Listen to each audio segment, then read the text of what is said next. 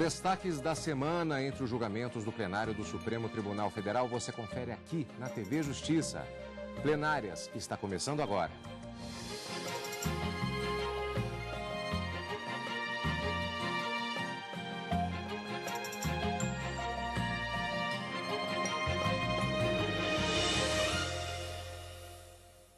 Em destaque hoje, as sessões dos dias 11 e 12 de setembro de 2013. Karina, a continuação do julgamento dos recursos na ação penal 470, mais exatamente os pontos talvez mais esperados, mais polêmicos, exatamente os agravos regimentais que tratam da possibilidade ou não de julgamento dos chamados embargos infringentes. E tudo começou na semana passada, quando o ministro Joaquim Barbosa deu início à análise desses chamados agravos regimentais. São recursos que são cabíveis de decisões monocráticas dos ministros. Então, o ministro Joaquim Barbosa, relator da ação penal 470, recebeu de Delúbio Soares, um dos condenados, os chamados embargos infringentes na forma como prevista no regimento interno do Supremo Tribunal Federal.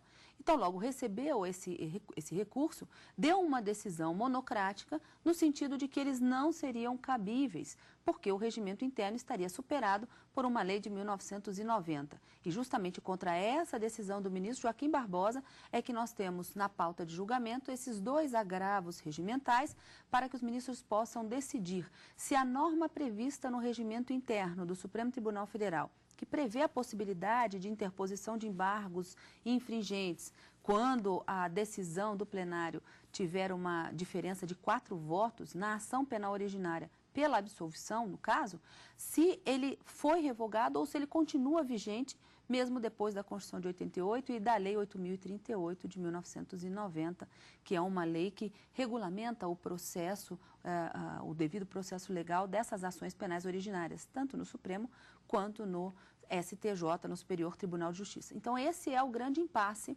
desta semana. A semana passada, como eu disse, iniciou-se com o voto do ministro Joaquim Barbosa, rejeitando, confirmando a decisão monocrática que já havia sido proferida, e nessa semana passou a colheita dos votos dos demais ministros da Suprema Corte e ainda não temos uma definição, posto que o julgamento foi suspenso para aguardar a semana que vem, a próxima sessão plenária, para que o ministro Celso de Mello possa resolver definitivamente sobre esse impasse. Foi recepcionado, está em vigor ou não o artigo 333 do Regimento Interno do Supremo Tribunal Federal ou foi revogado pela Lei 8.038 de 90. Então, reforçando alguns pontos, Karina. Primeiro ponto, fala-se muito a respeito do julgamento dos embargos infringentes. O que está sendo julgado, na verdade, é a validade ou não destes embargos infringentes por meio dos agravos dos agravos regimentais, justamente que você se referiu, que foram impetrados, que a decisão nestes agravos é que terão como resultado o julgamento ou não dos embargos infringentes. Isso, e a reabertura de análise das provas, de um rejulgamento, de um novo julgamento para aquelas pessoas que tiveram essas 4 absolvições durante o julgamento da ação penal 470. Por enquanto, o que se discute não são os próprios embargos infringentes, mas se eles são cabíveis ou não à luz da legislação que nós temos em vigor hoje no Brasil. Pois é, na sessão plenária da quarta-feira, já demos o resultado da semana, todos estão acompanhando, inclusive, no sentido que tivemos um empate, 5 ministros votando a favor da possibilidade de julgamento dos embargos infringentes e 5 ministros votando contra. Na sessão plenária da quarta-feira, nós terminamos da seguinte maneira. Ficaram faltando 5 ministros do Supremo Tribunal Federal votarem se aceitavam ou não os embargos infringentes na ação penal 470. Portanto, na quarta-feira, 4 ministros votaram a favor e 2 foram contrários a este tipo de recurso. Vamos rever como foi na reportagem de Adilson Mastelari. O presidente do STF, ministro Joaquim Barbosa, já tinha votado pelo não cabimento dos chamados embargos infringentes. Ele rejeitou os agravos regimentais de Delúbio Soares e Cristiano Paz, que queriam a ampliação do prazo para apresentar esse recurso. Na sessão desta quarta-feira, cada ministro fundamentou o voto detalhadamente. O ministro Luiz Roberto Barroso votou pelo cabimento dos embargos infringentes. Creio que, à exceção dos 11 acusados que ainda podem interpor embargos infringentes, mais ninguém deseja o prolongamento desta ação. Mas penso que eles têm direito. E é para isso que existe uma Constituição, para que o direito de 11 não seja atropelado pelo interesse de milhões. Por essas razões, eu voto pelo cabimento dos embargos infringentes nos casos em que o recorrente teve a seu favor um mínimo de 4 votos. É como voto, presidente. O ministro Teori Zavascki também se manifestou favorável aos recursos. Essa espécie recursal não é, de forma alguma, incompatível com a ação penal originária de competência do Supremo. Pelo contrário, é um recurso adequado a essa peculiaríssima decisão colegiada, tomada por estreita maioria em ação de competência originária de um Tribunal Supremo. Fica assim descartada também essa segunda causa de revogação do artigo 33, inciso 1 do Regimento Interno. Restaria, assim, a derradeira hipótese de revogação, a que decorre da integral regulação da matéria pela lei superveniente, mas nem essa hipótese ocorreu. Certamente não se pode afirmar que a Lei 8.038 regulou inteiramente a matéria relativa à recorribilidade das decisões interlocutórias ou definitivas proferidas em ação penal originária. Com efeito, no seu título 1, capítulo 1, essa lei disciplinou a referida ação penal, mas apenas no que diz respeito à primeira fase do procedimento, ou seja, a da sua instauração, instrução e julgamento. E mesmo assim, quanto à etapa de julgamento, a expressa remissão a normas regimentais, artigo 12. Ainda na primeira parte da sessão, votou a ministra Rosa Weber, que também acolheu o recurso por entender que o regimento interno do STF não foi revogado. Os embargos infringentes, como recurso privativo da defesa, tem uma finalidade institucional de permitir uma segunda análise da matéria decidida pelo órgão julgador que a prolatou. Por isso, senhor presidente, e penitenciando-me pela ausência, por não ter me manifestado no início do voto, quanto à preliminar de preclusão consumativa, arguída pelo eminente ministro Marco Aurélio, e dizendo desde logo, pedindo vênia a sua excelência, que eu acompanho os votos no tópico, tanto do ministro Barroso quanto do ministro Teori, rejeitando-a, eu provejo o agravo regimental para que os embargos infringentes, no sentido do cabimento dos embargos infringentes. Na segunda parte da sessão, mais 2 ministros votaram.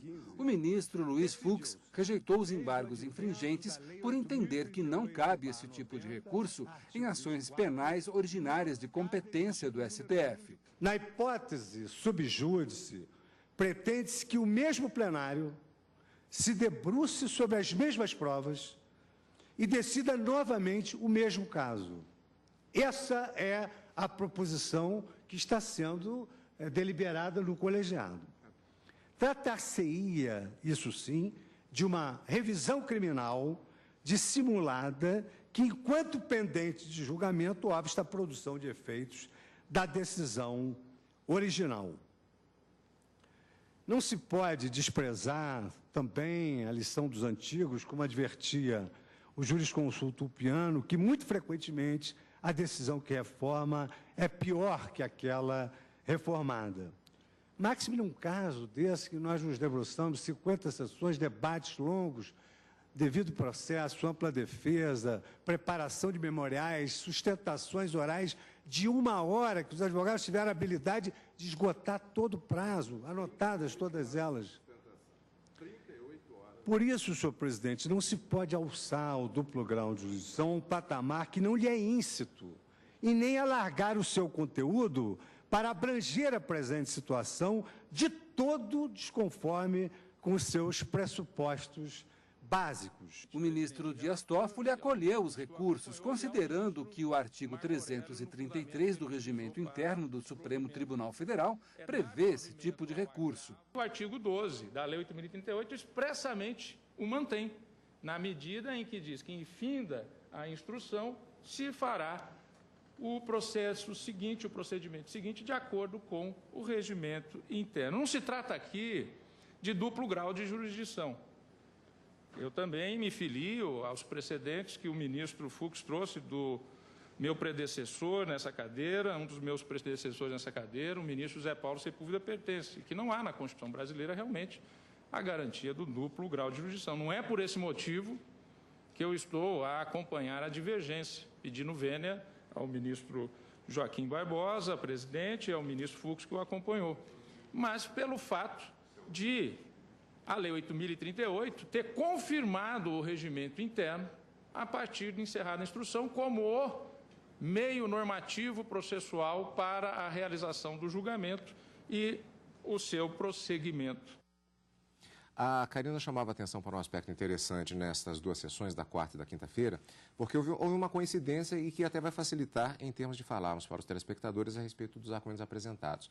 Na sessão plenária da quarta-feira, a predominância dos votos foi no sentido de entender que caberiam sim os embargos infringentes, ou seja, recebendo-se, dando-se provimento aos agravos regimentais que estavam em julgamento, que estão em julgamento na realidade.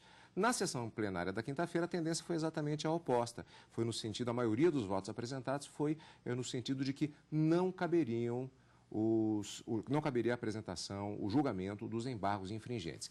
Então, como acabamos de ver, Karina, a matéria relativa à sessão plenária da quarta-feira, quais os principais argumentos apresentados exatamente no sentido do cabimento do julgamento dos chamados embargos infringentes? A grande polêmica é acerca dessa legislação de 1990, a Lei 8.038, que teria regulado no âmbito nacional o processo da ação penal originária, tanto no Supremo Tribunal Federal quanto no Superior Tribunal de Justiça.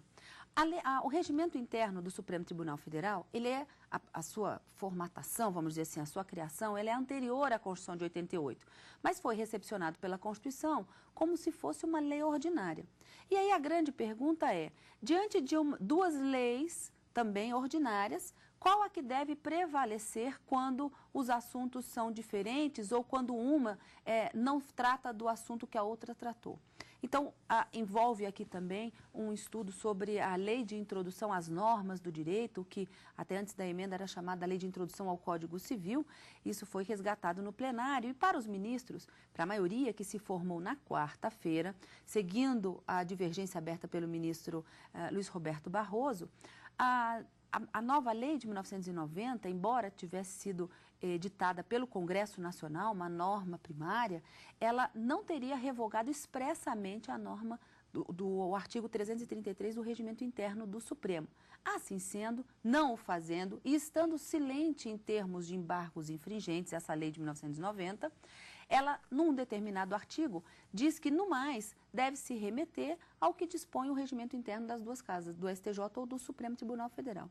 Nesse sentido, o ministro acaba entendendo que não teria havido uma revogação tácita, o regimento interno do Supremo Tribunal Federal continua rígido, eficaz e que, portanto, são cabíveis esses chamados embargos infringentes para essas pessoas que, em ação penal originária, tenham recebido 4 votos favoráveis à sua absolvição. Os demais ministros acabaram seguindo a mesma vertente, a mesma teoria, o mesmo entendimento, no sentido de que não teria havido essa revogação tácita e que, portanto, incólume o regimento interno, dando, portanto, essa garantia de revisão, de ter um novo julgamento daquela decisão que foi proferida pelo plenário para se corrigir possíveis erros, enfim. Mas que essa é a decisão do plenário, eu me lembro até que o ministro Luiz Roberto Barroso disse, ela tem que ser técnica.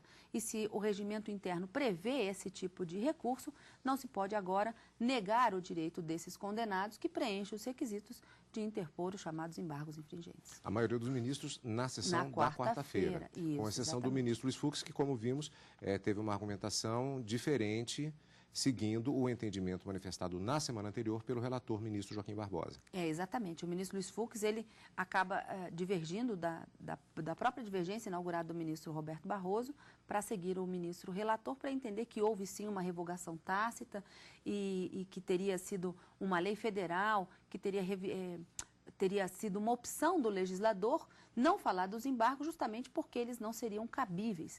Então, nesse sentido, acabaria tendo sido revogado o 333 do regimento, de forma a não se permitir, de acordo com o ministro Luiz Fux, acompanhando o relator, ministro Joaquim Barbosa, de que esses embargos não seriam cabíveis e que, portanto, não haveria essa chance para os 11 condenados para essa interposição.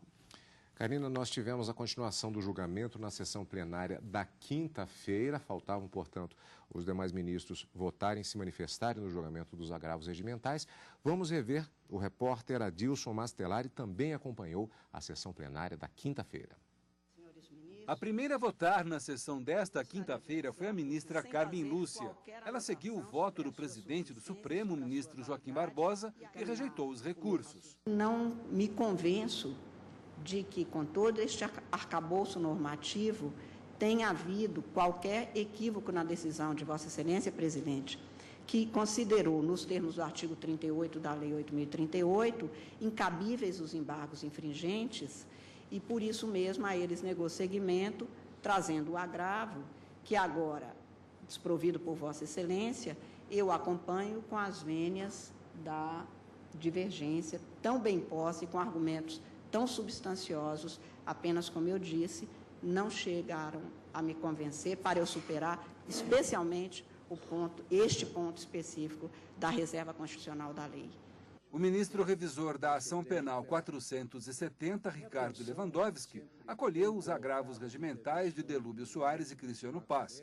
Ele entende que o julgamento deve ser reavaliado. Não havendo qualquer outra instância superior que possa ser buscada para a plena satisfação da justiça, seja permitido ao STF, mediante provocação em momento anterior à formação da coisa julgada, verificar se a Corte cometeu eventuais equívocos ou ilegalidades na condenação penal por ele imposta a determinado réu em decisão não unânime.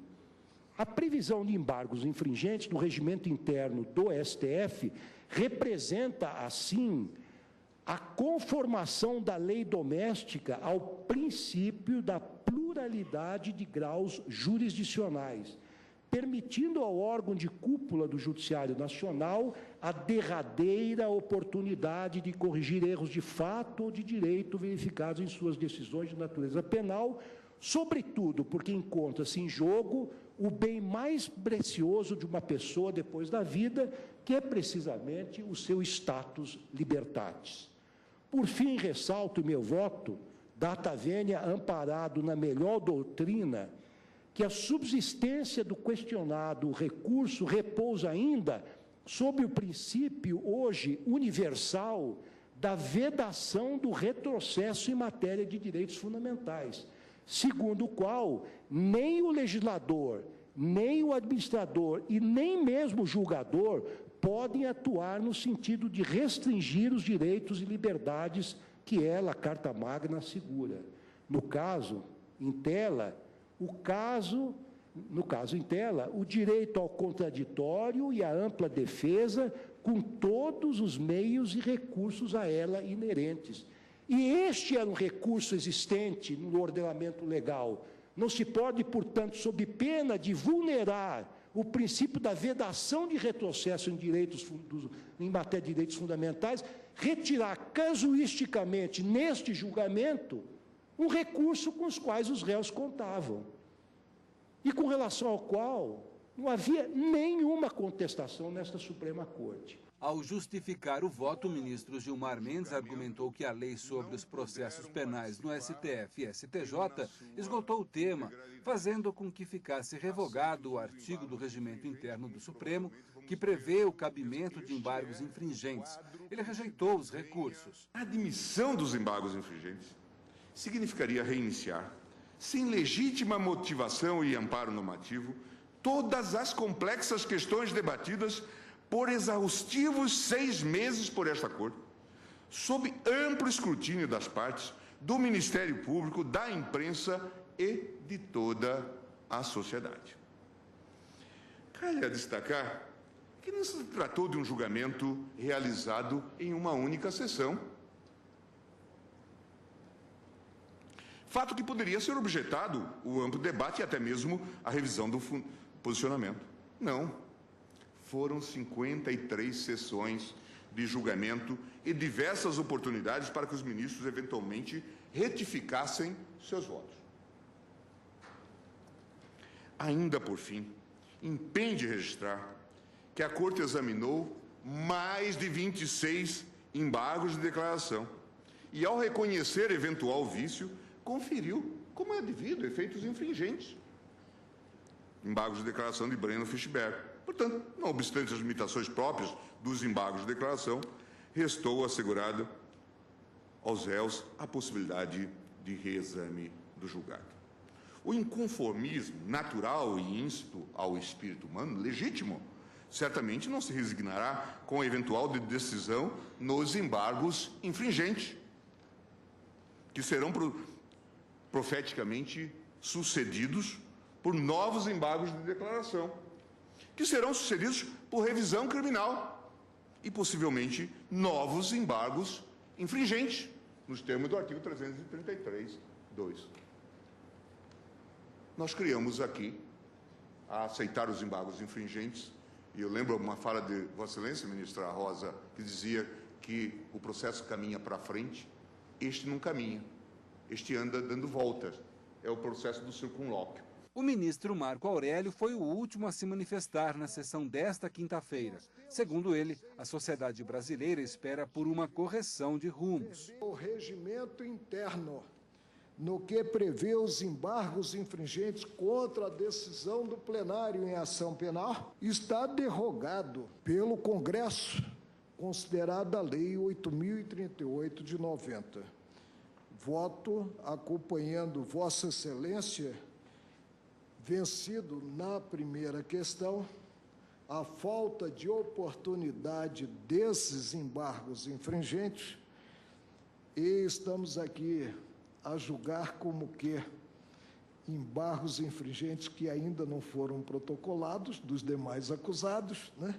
Voto no sentido de vencido nessa matéria, repito, por coerência, e todos devemos ser coerentes, e todos somos coerentes, principalmente na observância das nossas consciências.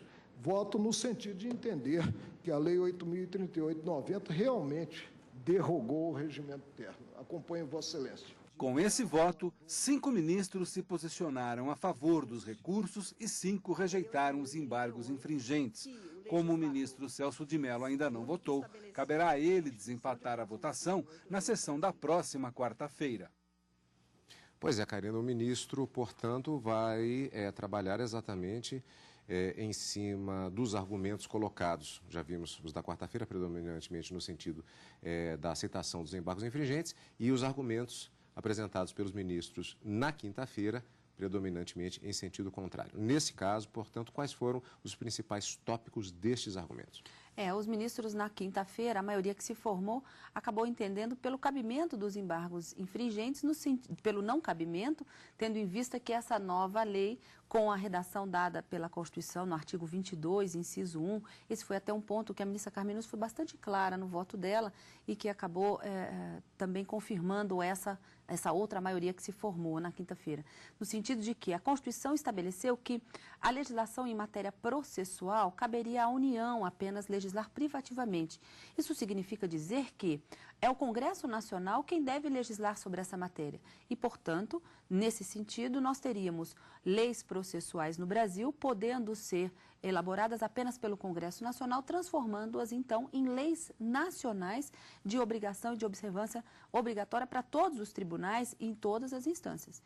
A ministra Carmen Lúcia disse, então, sendo uma lei nacional que se omite em termos de embargos infringentes, e ela vem trazer a Lei 8.038 de 90, vem regular esse processo da ação penal originária no Supremo e no STJ, em sendo ela silente em termos de embargos infringentes, mesmo que ela remeta por algum momento ao regimento interno, ela não quis dizer que o regimento interno, na parte do cabimento dos embargos, deveria prevalecer.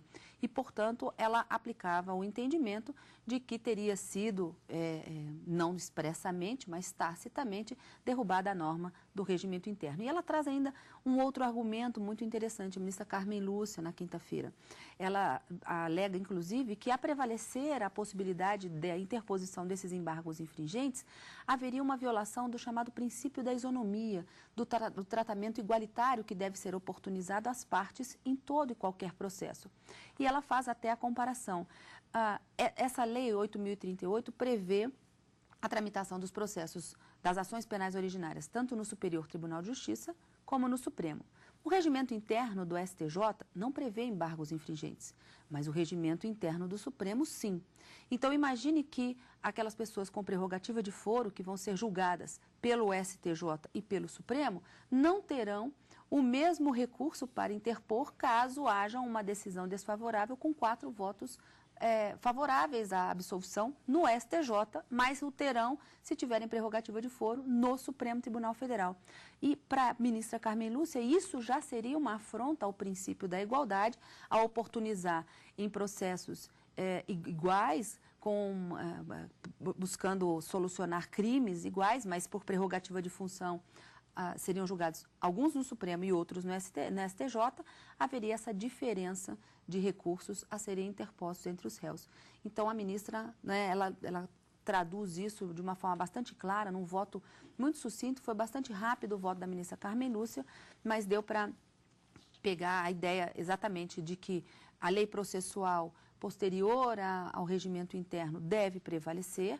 Teria sido tacitamente, então, não admitidos esses embargos infringentes e haveria essa violação do princípio da isonomia. O ministro Gilmar Mendes também diz que tem várias decisões do Supremo refutando embargos infringentes, isso os outros ministros também falaram, em sede de revisão criminal, em sede de outros recursos, mas que nesse caso seria também, haveria um retrocesso, haveria uma eternização dos processos, me lembro do ministro Gilmar Mendes comentando, né, uma eternização desses processos e que, portanto, eles não seriam cabíveis.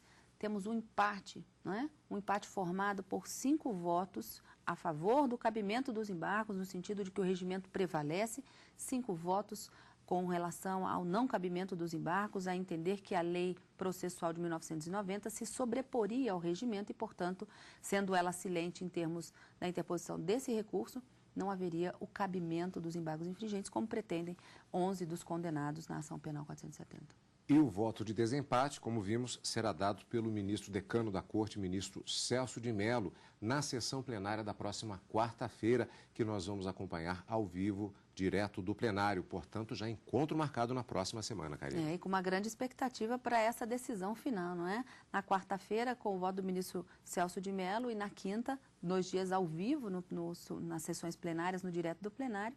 E no final de semana a gente confere tudo aqui no Plenárias. Já estamos esperando por você na próxima semana. Obrigado pela companhia, como sempre.